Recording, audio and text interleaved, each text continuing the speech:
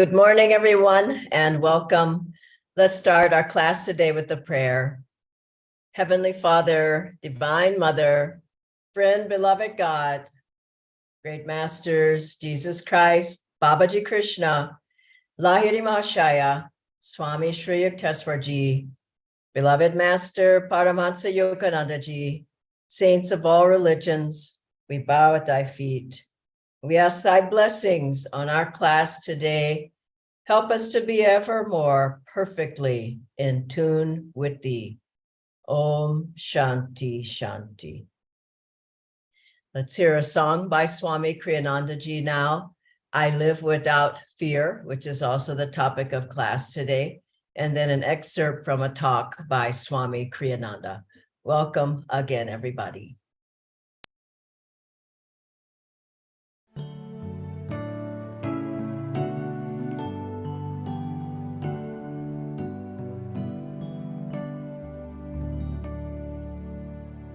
The green summer fade and winter draw near. My Lord, in your presence I live without fear.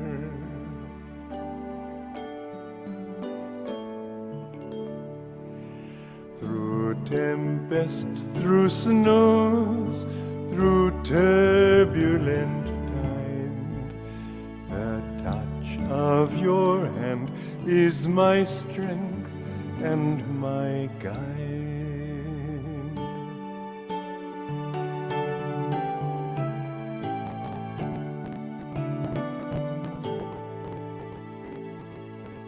I ask for no riches that death can destroy. I crave only thee, your love and your joy. I ask for no riches that death can destroy. I crave only thee, your love and your joy.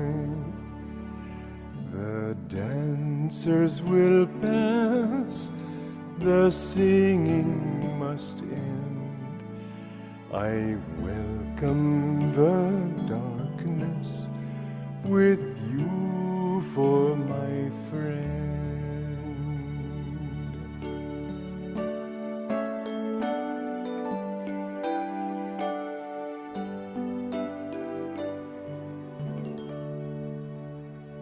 The green summer fade and winter draw near. My Lord, in your presence I live without fear.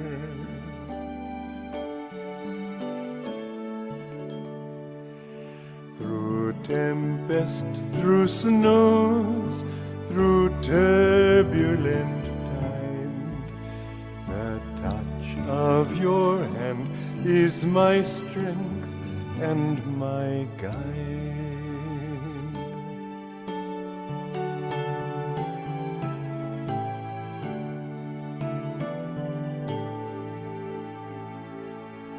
I ask for no riches that death can destroy. I crave only thee, your love and your joy. I ask for no riches that death can destroy. I crave only thee, your love and your joy. The dancers will pass, the singing must end. I welcome the darkness with you for my friend.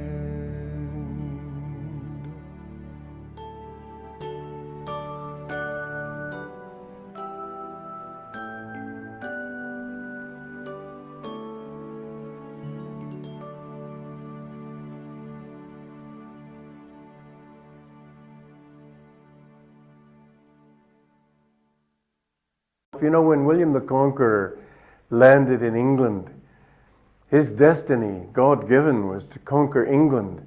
But the first thing he did, it was a muddy day, and he slipped and fell in the sand, in the mud, and this gasp went over the whole army. Oh my God, what a bad omen. Well, William was a man of great willpower, and he leapt to his feet with his hands full of earth. He said, I'm so determined to conquer this country, I've filled my hands with it.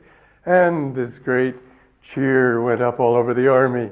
And he went on to the Battle of Hastings and won it that day. But he wouldn't have won it if he'd said, oh my God, a bad omen.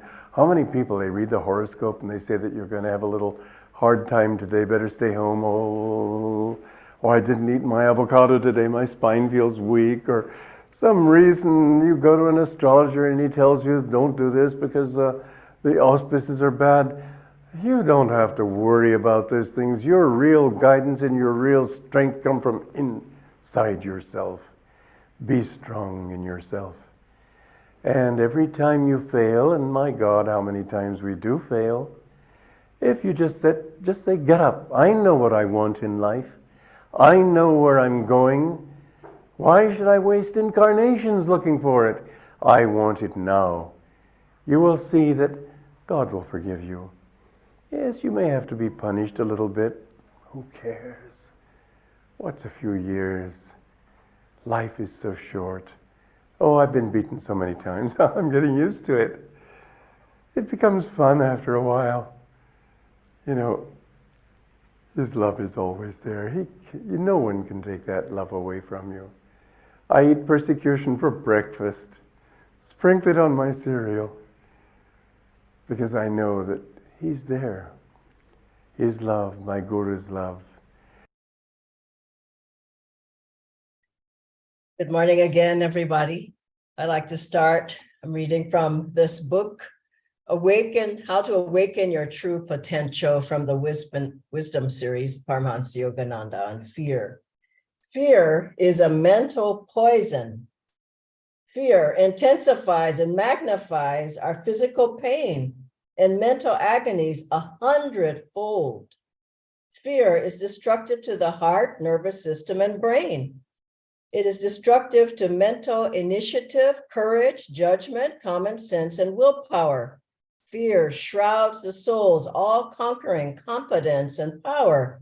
When something is threatening you, do not sit idle. Do something about it, calmly mustering all the power of your will and judgment.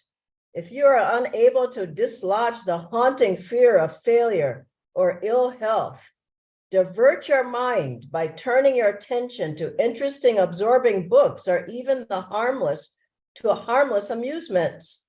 After the mind forgets its haunting fear, encourage it to discover and root out the causes of failure and ill health in the soil of your daily life. Do not fear disease or accidents if you had them once. On the other hand, fearlessness will, in all probability, avert them or at least minimize their power. This is a vitally important topic to disciples, devotees, truth seekers, to everybody. There are so many fears that people carry around with them from one life to the other, and they affect them in this life, and they carry them on to the next life. I was remembering a story of Swami Sri Teswarji, who was certainly fearless. All of our masters were. And his mother, when he was young, said there's a ghost in the closet. And he said he went immediately to the closet and he didn't find a ghost. And one of his great statements was, look fear in the face and it will cease to trouble you. And I think that's the thing we have to remember.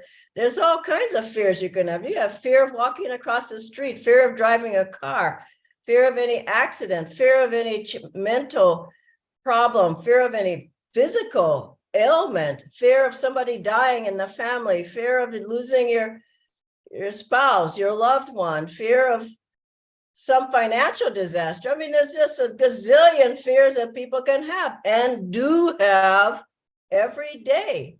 And it just weakens and weakens and weakens not only your spiritual energy, it weakens your attunement, it weakens your connection with the divine.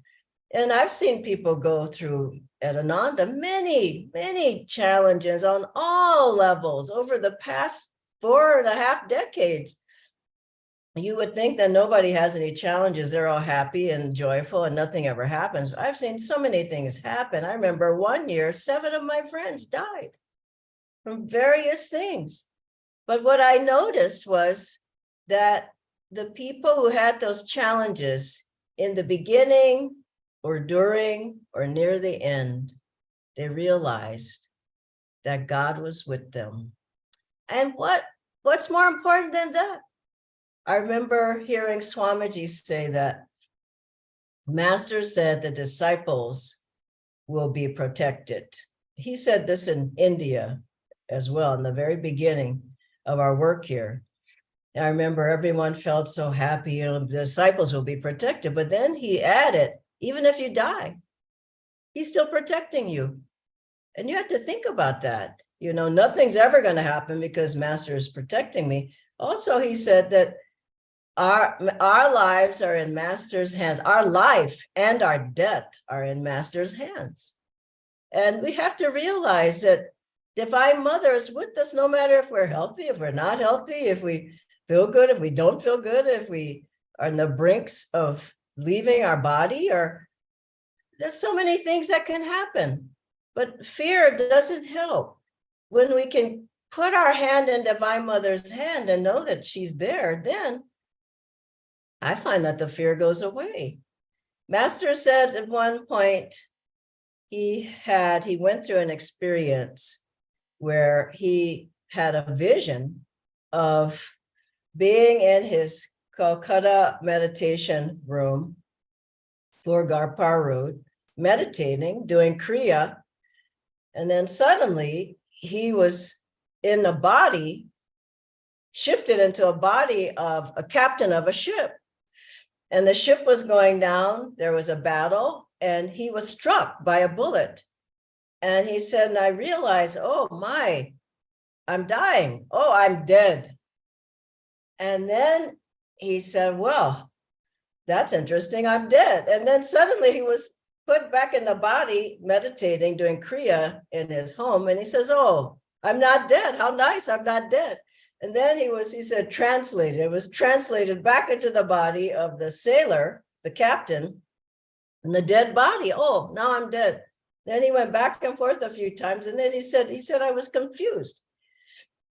And he said, I saw this light, and I asked that light, Sire, light, am I dead on the battlefield? Or am I alive, sitting on my bed, meditating in Calcutta? And he said the response came so strongly to him, neither. You do neither. You're the light that's created the whole drama. You're not dead on the battlefield, you're not alive. And I think we have to realize that this life is a drama. It's a Leela. It's a play. We're playing our parts as best as we can. We have karma to work out, and you can't run away from that. But fear doesn't help you to conquer. Fear weakens you. We have to become conquerors of every fear, of every doubt, of every worry, because our hand is in our Master's hand. Our gurus, all of them are around us, helping us, protecting us. They can't help you and protect you if you're weakened all the time. Help. It just doesn't do anything.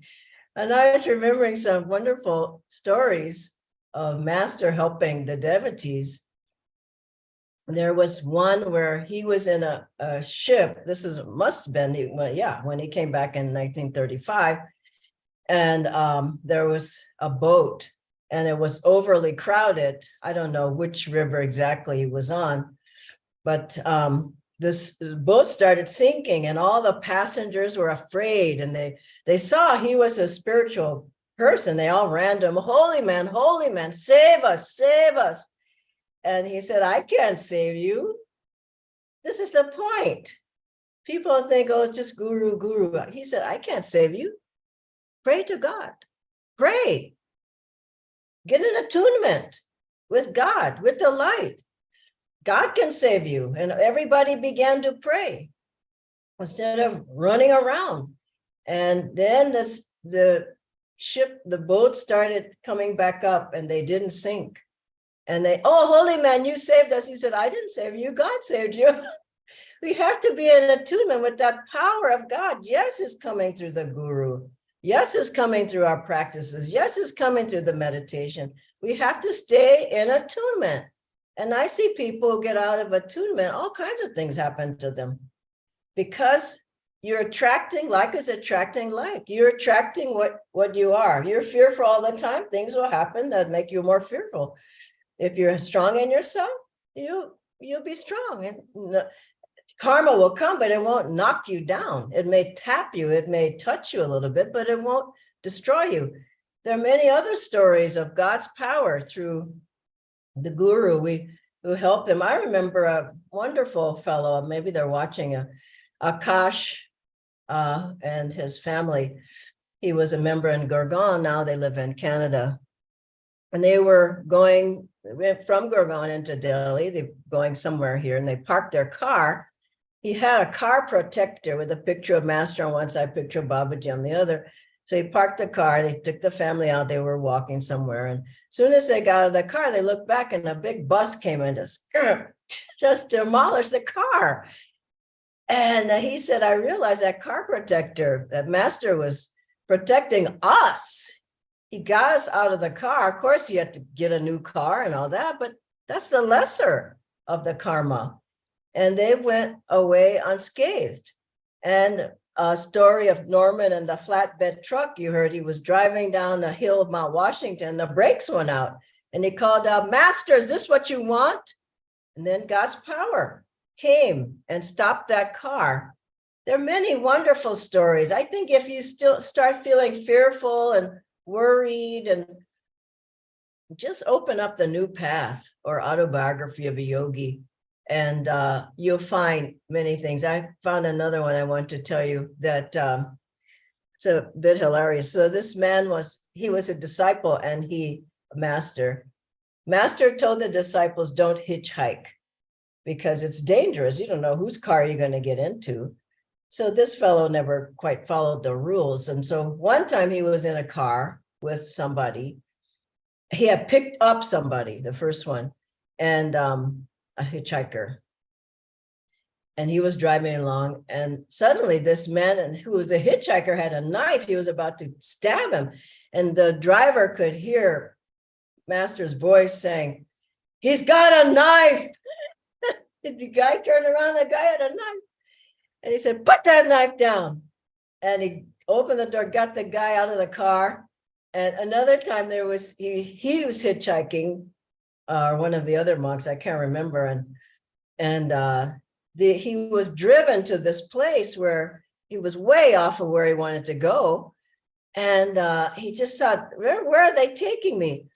So finally they dragged him out of the car and they took him over to the house, and they were knocking at the door, and they were going to have him. He was going to be used as in some robbery or something. Nobody came to the door, so they just told him to get out. When he got back to Master, I told you not to hitchhike. And he said, I had to close all the ears of the people in the house just so they wouldn't answer that door. And he said, don't hitchhike anymore. And so, of course, God and gurus are there, but what can we do is the question. First, don't do risky things that you're not able to do, things that you're not trained to do. Just don't put yourself use common sense. Don't put yourself in a disastrous or risky situation. There's enough risky situations without putting yourself in another one. And the other thing is keep yourself healthy. God can help you if you eat everything and all the sweets every day and your teeth are falling out and all of this. You just work with Divine Mother. Now I'm afraid I have to have a surgery. Well, what happened? I mean, really, if it's one of those that you couldn't avoid, fine. But a lot you can avoid if you just take care of yourself and exercise and eat properly. Here's another one. When I was growing up, I grew up with two brothers, and they were fierce, I mean, our whole family was, but they would, when our parents were gone, they would say, "No, we're gonna watch a horror movie." And I said, "I don't watch a horror." "No, we're gonna watch a horror movie." So they would put on some horror film, everybody screaming, and and today we don't so much have a horror movie, but don't watch things that make you fearful. Don't put on a video and you're going to be afraid later, or in a bad dream or a nightmare. And don't, be careful with the news you watch. Don't just watch something, somebody's shooting somebody, and it's not our world we're traveling through. Don't put yourself in a situation where it's in your mind all the time, and that's just more and more fear is growing. Other things we can do: pray to God and gurus. Anytime you're in a disastrous situation, I remember being on a plane, and there was a lot of turbulence, up and down, up and down, and the plane got very quiet. And I just closed my eyes and I just kept chanting Om Guru, Om Guru, Om Guru. And I thought I could die today, but my hand is in his. And so if something's happening, go inside. Don't go screaming around the house and calling up people. Go inside. Anything could happen any day. But where's your consciousness? Keep your sadhana going. Keep strong. Keep focused here. There could be something anytime, but keep your energy in God. Do the practices to keep strong. Om Tat Sat you can do. I've shown that before. I can't stand up and do it now, but the hands forward and the hands back, touching, chanting Om Tat Sat, or just Om. It's a protection around you. The best protection is really doing more Kriya. Do more Kriya when you're feeling it's a time in your life when it's hard, it's challenges. Do more Kriya. It will really get you more strong in yourself. Carry a picture of the guru or the masters around with you. Have a travel altar. If you're traveling out, have your mala with you. Wear it at times when you feel particularly vulnerable. Be with other strong guru bhais. Don't spend a lot of time with people who are just always fearful about everything. And I remember Swamiji used to tell us this story. He said there was a disciple of one guru who always was fearful. What if this happens? And the guru would say, well, then maybe that you can do that. Well, what if this happens? Well, maybe you can do that. Well, what if that happens? And the disciple would go on and on. And they just had worry and one fear. The guru couldn't help them anymore.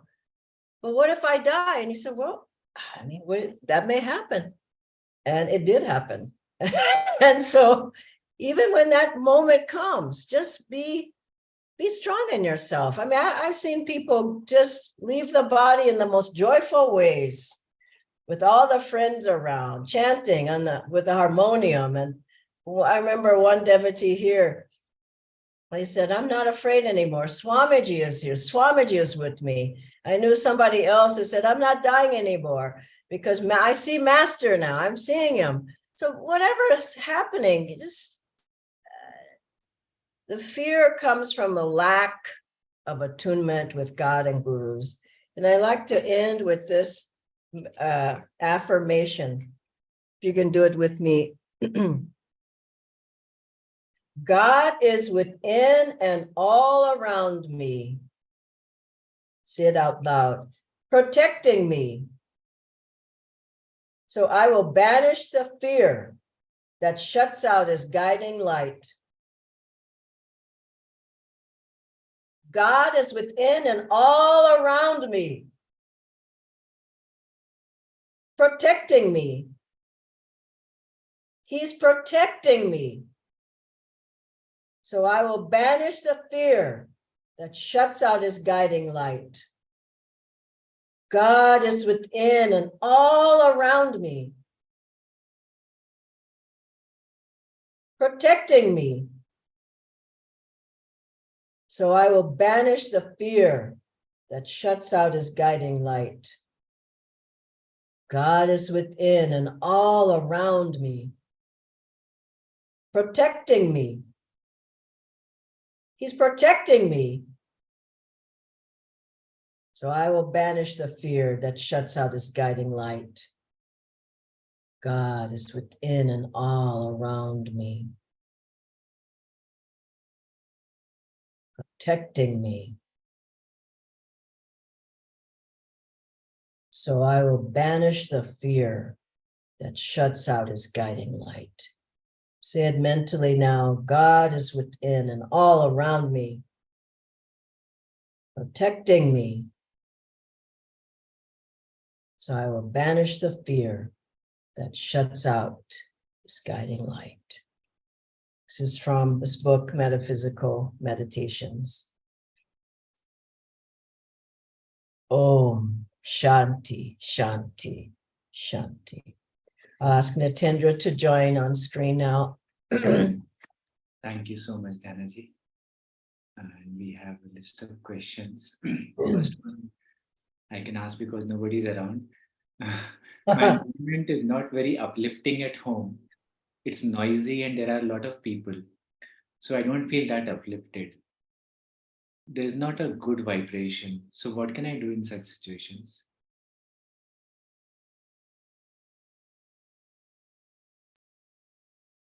You can't really blame others, can you? They're at the level that they're at. And we have to have compassion for them. But you can't go into their aura of worry and fear. So you have to keep your own practices strong and spend more time with Guru Bhais. You have to balance out your time. You can't be, 90% in an environment that's not uplifting and 10%. I tell people a lot, get to the satsang. And online is only one part of it. I mean, you have to get in the room. I was just in Bangalore. Whoa, we had such a wonderful time. Meditating together, having meals together, talking spiritual truths together. I thought, how many environments can you go in when you can have a spiritual conversation like that? I talk with people, not on the path, and they just look at me like I'm crazy. So you gotta put yourself in the aura of Master. And people make a dozen excuses, but get to the satsang. Go to the center. Go to Kriya. For God's sake, go to every Kriya that's possible, that's near you. I've been to hundreds of Kriyas. Go to the meditations. Go to the guided Kriya meditations. You have to work at it. I'm not going to make this easy. It's not me. It's not easy. You have to put yourself in the proper environment. And then the other environment, it's okay, yeah. But if you're always there, sit down and watch 3 more movies with everybody, you don't have to watch 3 movies. Excuse yourself. Go in your meditation room. And in the morning, for God's sake, get up earlier if you can't. If you can't meditate when others are up, just get up and do it. So Master said, this path may not be easy, but the worldly path is much more difficult, right? You keep that in mind. It's much more difficult. Okay, you have other questions? Yeah? Yeah, there's a live question. As we have healing techniques for others where we can help them heal, do we have any ways to help others overcome their fears as well? I think the same thing, the healing prayers. Yeah, and I would offer people something. Your friends, your relatives, offer something. Either a book, just buy them a book or tell them about it. A mala, or coming to the satsang, come to a talk, something, send them an affirmation or give them an affirmation or a photo or something. I was with some friends yesterday and one fellow would just graduated from college and got a job. And, I thought I want to give him a gift. Now you can get a shirt or some, I don't know. But what did I said, that guy needs a mala. I'm going to give him something spiritual to help him. So help people, with a kind word and all that, but give something that can help them and pray for them. Thank you, Dhyanaji. We have another live question.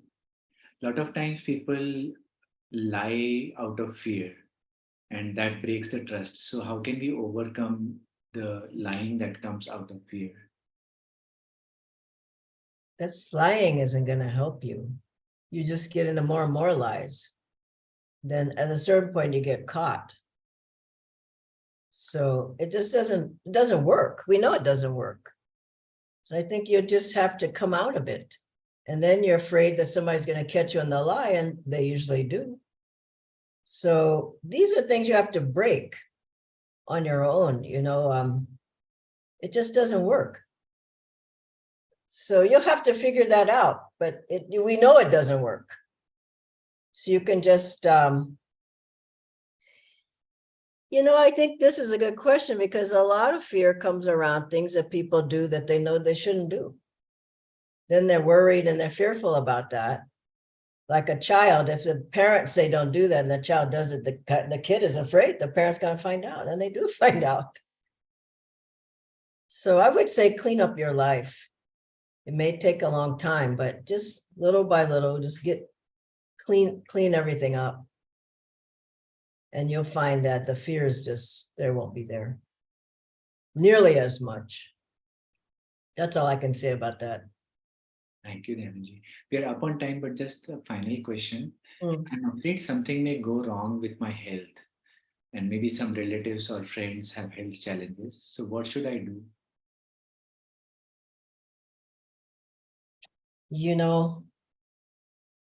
As you get older, then people do think, oh, this is going to happen, and my knees are hurting now, and my neck is out, and my feet hurt, and you think it's a downhill slide.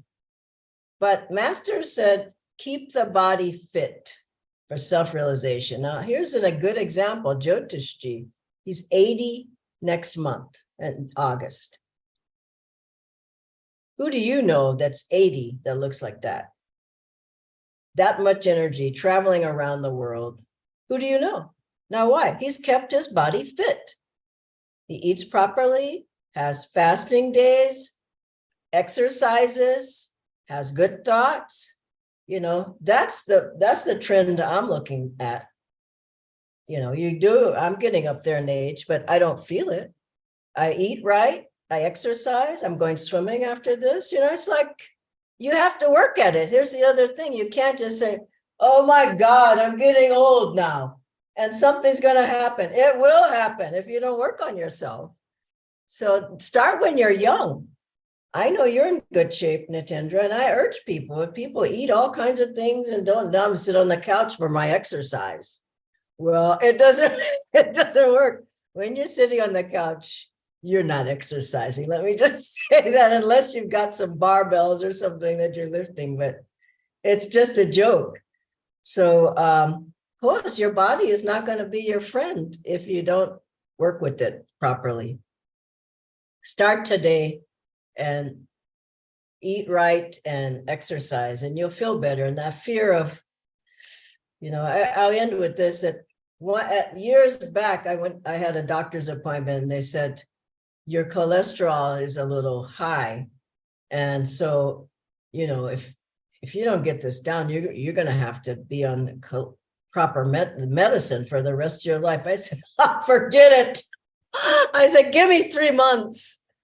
3 months, I did more exercise, I changed my diet, and I went back in 3 months. They said, fantastic. So you can change these things too. If you catch it soon enough. Now I have no cholesterol problem. So you can work at it. Okay, God bless you all. Have a wonderful day. Thank you, Natendra. Bye.